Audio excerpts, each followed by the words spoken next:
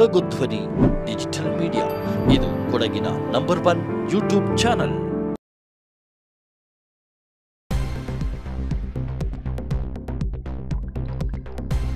ಬಾಳೆಲೆ ಸಮೀಪದ ಜಾಗಲಿ ಬಳಿ ತಡರಾತ್ರಿಯ ವೇಳೆ ಕಾರ್ಮಿಕನ ಮೇಲೆ ಕರಡಿ ದಾಳಿ. ಗಂಭೀರ ಸ್ವರೂಪದ ಗಾಯಗಳಾಗಿ ಮೈಸೂರು ಆಸ್ಪತ್ರೆಗೆ ದಾಖಲಾಗಿರುವ ಕಾರ್ಮಿಕ 45 ಪ್ರಾಯದ ಕುಳ್ಳ.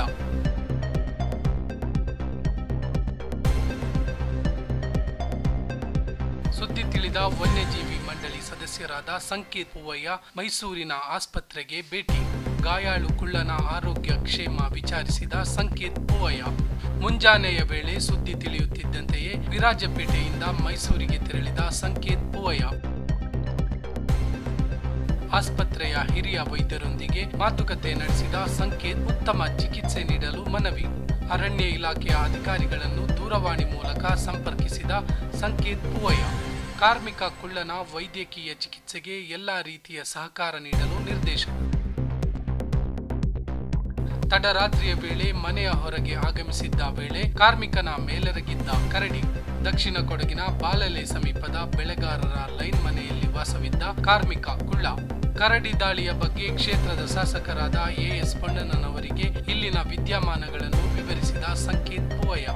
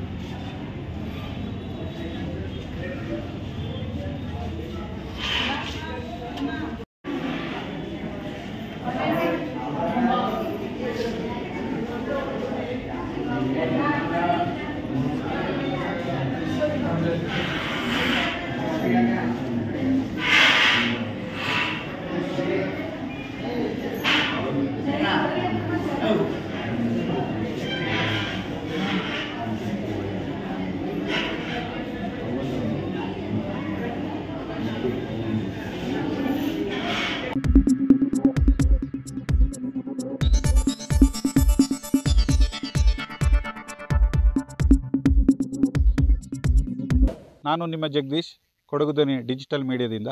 ನಮ್ಮ ಚಾನಲನ್ನು ಸಬ್ಸ್ಕ್ರೈಬ್ ಮಾಡಿ, ಲೈಕ್ ಮಾಡಿ, ಶೇರ್ ಮಾಡಿ.